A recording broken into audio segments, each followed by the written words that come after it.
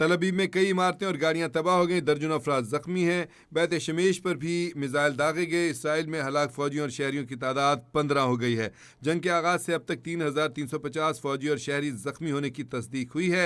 हलाकतों के मामले में इसराइली हुकाम खामोश हैं। ईरान के मिसाइलों ने इसराइल में तबाही मचा दी है। मुतअद्दिद मकामात पर आग भड़क उठी है। तल अबीब में कई इमारतें और गाड़ियां जो हैं वो तबाह हो गई हैं। दर्जनों अफराद जख्मी हैं। बैत शमेश पे मिसाइल दागे गए हैं। इसराइल में हलाक होने वाले फौजियों और शहरियों की तादाद अब 15 हो चुकी हुई है। आपको बताएं कि हकीकी जो तादाद है वो इसराइली हुकाम उसके बारे में बिल्कुल खामोश हैं।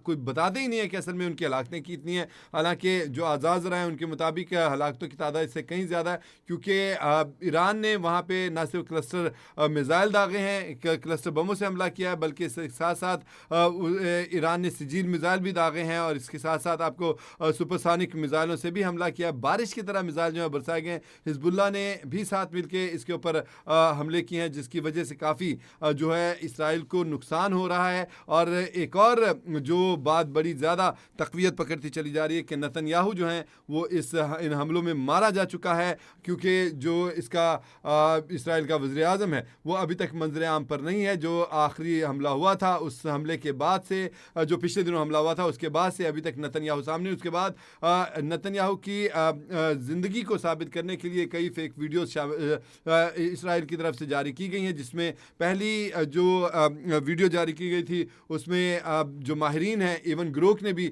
उसकी तस्दीक की थी कि इसमें 6 उंगलियां हैं, दांतों की बनावट ऐसी है, जिसकी वजह से वो पकड़ी गई कि ये ओरिजिनल वीडियो नहीं है। फिर उसके बाद कॉफ़ी पीते हुए वीडियो आई, वो भी फेक साबित हुई, क्योंकि उसमें कॉफ़ी जो है वो लहरें खा रही थी, छलक रही थी, लेकिन बाहर कप से नहीं गिर रही थी। बहरकैफ इस तरह की फेक हरकतें करने की कोशिश की जा रही हैं ताकि ये साबित किया जा सके कि नेतन्याहू जिंदा है। लेकिन नेतन्याहू जिंदा है या नहीं है ये एक अलग बात है, और अगर वो जिंदा है भी तो इंतहाई उसकी हालत बुरी है, बहुत ज़्यादा ज़ख्मी हो चुका हुआ होगा, क्योंकि इसी वजह से अभी तक वो सामने आया, वरना बसूरत दिगर वो सामने आता है या अपने एक कोई वीडियो ऐसा पैगाम जारी करता जिसमें वाज़े हो जाता। तो बहरकैफ ये भी पासदारान इनकलाब ने गुज़िश्ता रोज़ बयान दिया है कि अगर नेतन्याहू ज़िंदा भी है तो उसको उसके हलाक होने तक, उसके जहन्नुम हासिल करने तक उसका पीछा नहीं छोड़ेंगे हम। अब ये जंग इन्होंने हमारे सर पे मुसल्लत किया, अमेरिका और इसराइल ने, तो अब इसको ख़त्म करने का जो टाइम है वो हम ही तय करेंगे, और हम जो हैं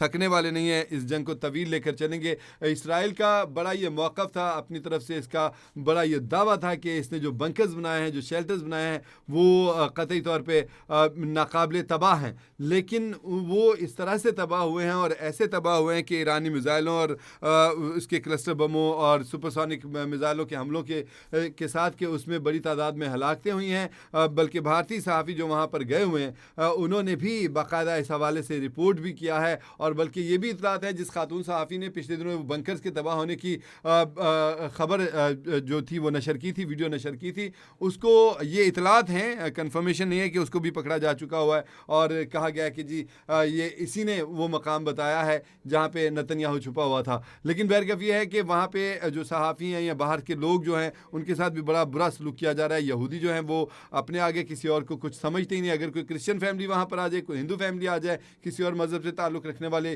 फैमिली वहाँ पर जंग से घबरा के बंकर में जाने की कोशिश करे तो उनको खरी खरी सुनाई जाती है, उनको वहीं से धुतकार दिया जाता है कि यहाँ से जाओ, निकलो यहाँ से, हम कोई ठेका नहीं ले रखा है कि तुम लोगों का। यहाँ पे सिर्फ वो यहूदी कहते हैं कि हम पहले हैं, हम ही पहले हैं और हम ही पहले अपनी हिफाजत करेंगे, तुम लोगों के लिए नहीं बनाया गया। बल्कि यह है कि ईरान के मिसाइलों ने इसराइल में तबाही मचा दी है, बुरी तरह से तबाही मचाई है। तल अबीब में, शमेश में और दीगर शहरों में, हैफा वगैरह में, वहाँ पर ऐसा खौफनाक बमबारी की है कि अगर लोग जाके बंकर्स में छुप भी जाते हैं तो उनका सारा इंफ्रास्ट्रक्चर जो है वो तबाह हो चुका है। उनके जो बिल्डिंगें हैं वो खंडरात में बदल चुकी हैं, उनकी जो तनसीबात हैं वो तबाह हो गई हैं। पानी के ऊपर जो है, उनके साफ पानी के प्लांट के ऊपर कई दिन पहले ही ईरान ने हमला किया था, जिसकी वजह से पानी का भी प्रॉब्लम वहाँ पे आने वाला है, और इसके साथ साथ इनकी जो ऑयल रिफाइनरीज हैं उनके ऊपर भी हमले किए जा रहे हैं। ईरान थका नहीं है, ईरान पीछे हटा नहीं है।